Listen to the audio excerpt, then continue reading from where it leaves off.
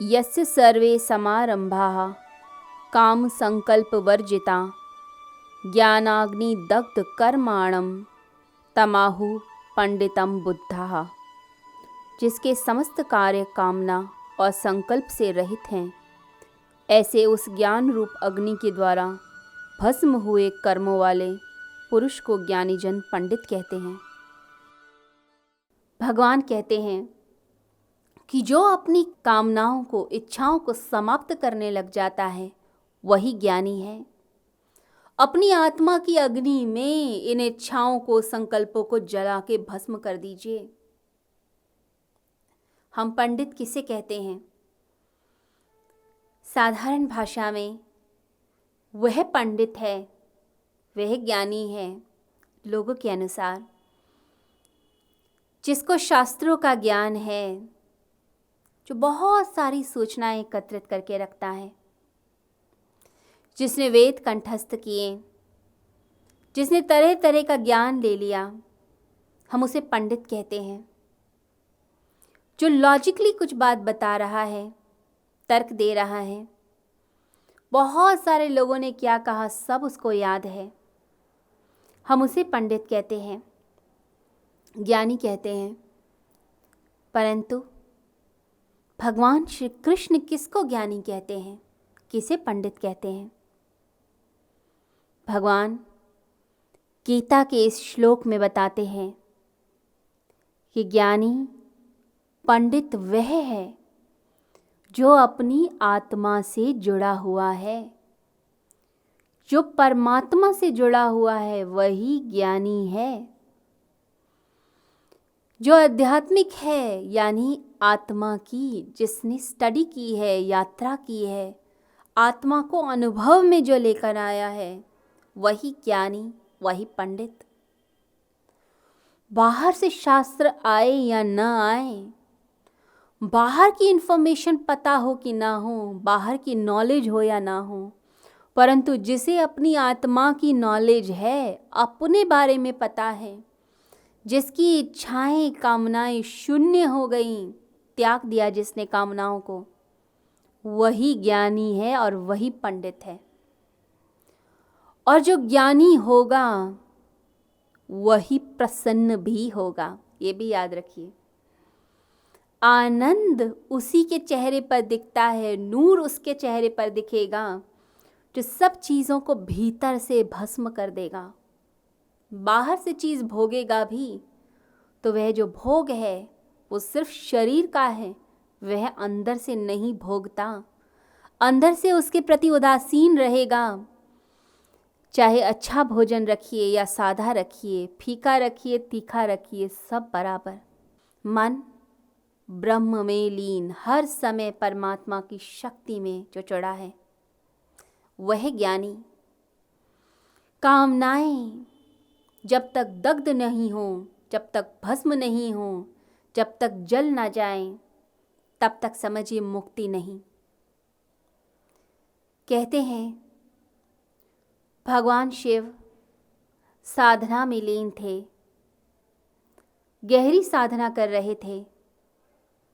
जिस जगह वह साधना करते वहाँ पार्वती का आना भी मना था।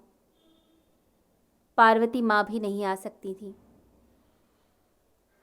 तो नंदी ने पार्वती माँ को कहा कि माँ, आप इस स्थान पर प्रवेश नहीं कर सकती, क्योंकि शिव यहाँ अकेले ही चाहते हैं। इस स्थान पर एकांत में रहते हैं, हम भी प्रवेश नहीं कर सकते। पार्वती माँ के मन में उत्सुकता आई कि इतनी आवाज़ें अंदर से आ रही हैं, मैं भी तो देखूं क्या साधना हो रही है। उन्होंने नंदी की बात नहीं मानी, उस स्थान में प्रवेश कर गई। देखती हैं भगवान शिव दूर एक आसन पर स्थिर, गले में मुंडमाल, भस्म लगाया हुआ पूरे शरीर पर, और चारों ओर मुंड ही मुंड, स्केलेटन्स, स्कल पड़े हुए, और चारों ओर से आवाज़ें आ रही हैं, चीख पुकार हो रही है, रोने की आवाज़ें आ रही हैं। जैसे किसी का कुछ छिन गया हो, कोई चीज़ पाना चाहता हो और उसे मिली ना हो। देख रही हैं भगवान शिव स्थिर हुए हुए हैं, अकंपित, समाधि में लीन। पार्वती माँ चलती जा रही हैं, सभी मुंडों को पार करते हुए शिव के पास पहुँचती हैं और भगवान शिव से कहती हैं, प्रभु ये क्या लीला है, आप यहाँ क्यों बैठे हैं। भगवान अपने नेत्रों को खोलते हैं और पार्वती की ओर देखते हैं और कहते हैं, पार्वती तुम्हें यहाँ नहीं आना चाहिए था। पार्वती ने उत्सुकता जगाई, प्रभु मैं जानना चाहती हूँ कि क्या बात है, आप यहाँ अकेले आते हैं और साधना करते हैं। मुझे बताइए ये लोग कौन हैं जिनके सर पड़े हैं, जो रो रहे हैं, ये कौन से मुंड हैं। भगवान शिव ने बड़े ही प्रेम से पार्वती को बैठाया और कहा, पार्वती ये जो स्कल तुम्हें दिख रहे हैं, मुंड दिख रहे हैं, ये किसी और के मुंड नहीं, ये तुम्हारे ही मुंड हैं, तुम्हारे पिछले जन्मों के ही मुंड पड़े हुए हैं। ये जो रोने की आवाज़ें आ रही हैं, ये कामनाओं की और इच्छाओं की आवाज़ें आ रही हैं। जो पूरी नहीं हुई वह रो रही हैं, वह इच्छाएं, क्योंकि वह पूर्ति करना चाहती हैं, इच्छाओं की पूर्ति नहीं हुई, इसलिए रोती हैं ये इच्छाएं, कामनाएं। ये विभत्स हो गई हैं, पागल हो गई हैं, विक्षिप्त हो गई हैं। ये जन्म चाहती हैं, बार बार जन्म चाहती हैं, और मैं तुम्हारी इसी गुत्थी को सुलझाने के लिए बार बार इस स्थान पर आता हूँ, इन कामनाओं को शांत करने का प्रयास करता हूँ। तो ये समझिए, ये कामनाएं कितना रुलाती हैं, ये खुद भी रोती हैं। एक छोटे से बच्चे का खिलौना छीन लीजिए, कैसे बिलख के रोता है। जब वह बच्चा बड़ा होता है, खिलौने का रूप बदल जाता है। खिलौना नहीं, अब वो धन बन जाता है, अब वो यश बन जाता है, अब वो रिश्ते बन जाता है। रिश्ते चाहिए, समाज की प्रतिष्ठा, समाज में सम्मान, मेरा घर, मेरा मंदिर, मेरी चीज़ें, यह बन जाता है। फिर उसके बाद मनुष्य ऐसे मोह में और इच्छाओं और वासनाओं में फंसता है, फिर दुख और दुख में ही चलता जाता है। तो ज्ञानी जो होगा वो इन सब के पार जाएगा, इन सब में नहीं पड़ता। एक ज्ञानी, एक पंडित व्यक्ति अपनी कामनाओं के पार जाना सीखता है, लोगों से कंपेयर नहीं करता। मनुष्य की आदत होती है अपना सुख हमेशा कम लगता है और अपना दुख हमेशा ज़्यादा लगता है। लगता है हम ही दुखी हैं इस दुनिया में, बाकी सब खुश हैं, सबके घर भरे हुए हैं। दूसरों के बच्चे कितने आगे बढ़ गए, दूसरों की चीज़ें कितनी सफल हो गई, हम ही पीछे रह गए। बार बार यही बात आती है। दूसरे लोगों ने मकान बना लिए, प्रतिष्ठा बना ली, इतना धन एकत्रित कर लिया, हम ही रह गए पीछे। हर समय कंपैरिजन, क्योंकि कामनाएं, इच्छाएं दौड़ाती हैं। इस दौड़ में ही मनुष्य फंसता है, इस कंपैरिजन में फंसता है। लेकिन आप जब दूसरों के घरों में जाके देखेंगे तो समझ आता है कि ये भ्रम हमें है कि हमारा दुख बड़ा है। जब दूसरे के घर में जाइएगा और वहाँ जाके देखिएगा तो पता चलेगा कि उनका दुख तो और भी बड़ा है। तब मन में लगता है कि क्या गलती कर रहे थे। और ये ज़रूरी नहीं कि गृहस्थ ही गलती करे, साधु पुरुष भी गलती करते हैं। एक साधु के जीवन की कथा है। कि दिन रात प्रार्थना करता, प्रभु मुक्ति दो, शरण दो, तुम्हारे पास आना चाहता हूँ, बस तुम्हारे चरणों में जीना चाहता हूँ, मुक्त कर दो। जीवन बीत गया प्रार्थना करते हुए। अब बूढ़ा हो गया, मन में भाव आया, भगवान मेरा दुख कितना गहरा, मेरी पीड़ा कितनी गहरी, मैं तुम्हें प्राप्त करना चाहता हूँ, प्राप्त नहीं कर पा रहा।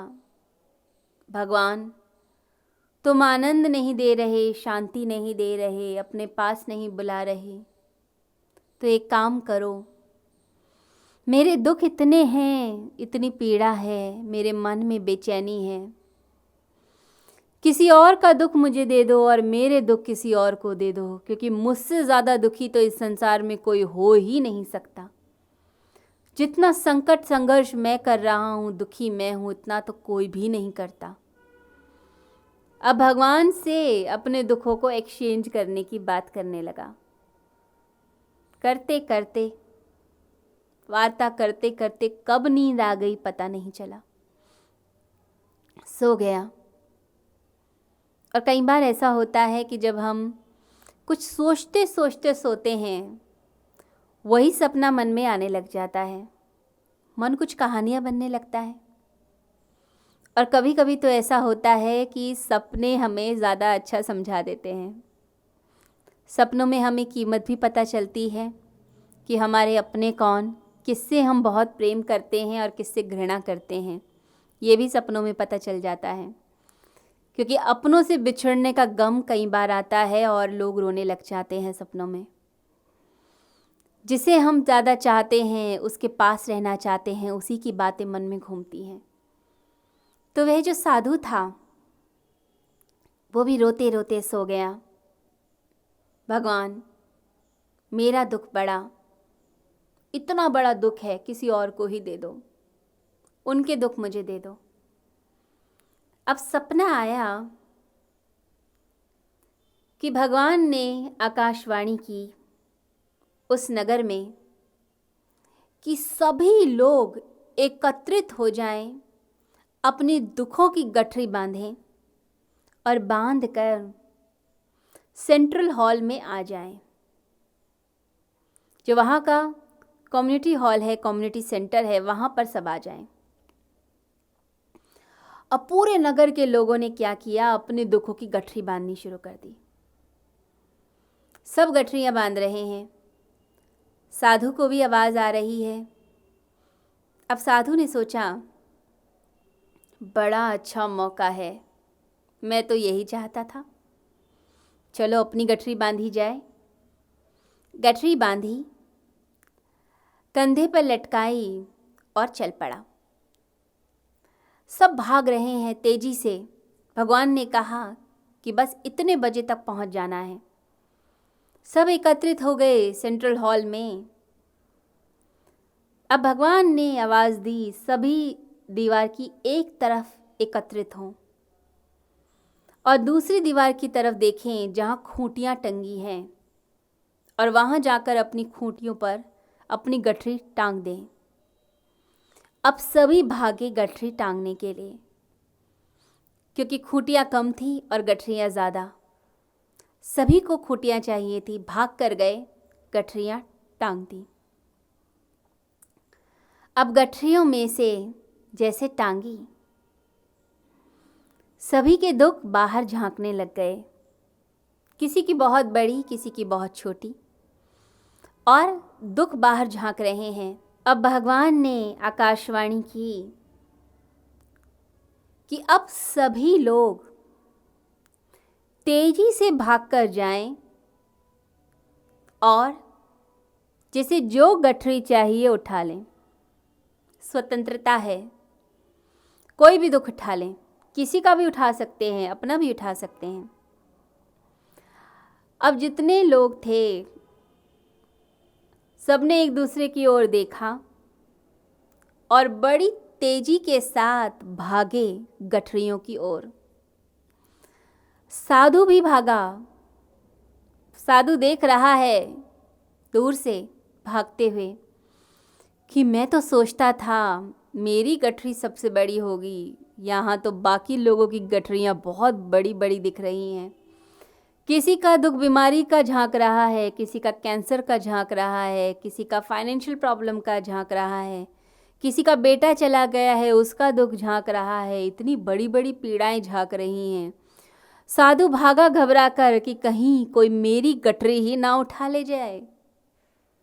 सबसे तेज भागा, बाकी लोगों से भी तेज भागा और सांस में सांस दबाई जब अपनी गठरी पकड़ ली और देखता है आसपास के जो लोग हैं उन्होंने भी अपनी ही गठरी पकड़ी है। दूसरों के दुख कहना आसान है कि कम है, अपने दुख लगता है बड़े हैं, लेकिन भगवान ने जो दिया है हमें सही दिया है, कर्मों के अनुसार दिया है। जब हम इस कंपैरिजन में फंसते हैं, जब इतनी इच्छाएं करते हैं, तो वहीं पर ही पेंच फंस जाता है। अपने अपने दुखों की गठरी इंसान पकड़कर जब चला, जितने मनुष्य थे पकड़कर चले, तब सबकी सांस में सांस आई कि कम से कम अपने दुख तो परिचित हैं, इतने सालों से भोगे हैं, देखे जाने हैं। दूसरे का इतना बड़ा गम कौन उठाएगा? किसी की कैंसर की बीमारी कौन उठाएगा? किसी के बेटा चला गया उसका दुख कौन उठाएगा? अपना जो है ठीक है, काम तो चल रहा है। तो मनुष्य जब भागता है कि और कोई बड़ा सुख मिलने वाला है, तो सुख नहीं मिलता, बल्कि और बड़े दुखों के जाल में फंस जाता है। संतुष्ट वही है, योगी वही है, योग युक्त वही है जो इसी क्षण को जीता है और जो मिला है उसी में संतुष्ट रहता है। वही योगी है और वही परमात्मा को प्रिय भी है। जब भगवान ये कहते हैं कि मैं कर्मों में लिप्त नहीं होता, ना ही मुझे फल की कोई स्पृहा, कोई इच्छा है, और जो मुझे इस स्वरूप में जान लेते हैं वह भी कर्मों में लिप्त नहीं होते, कर्म के बंधन में नहीं फंसते।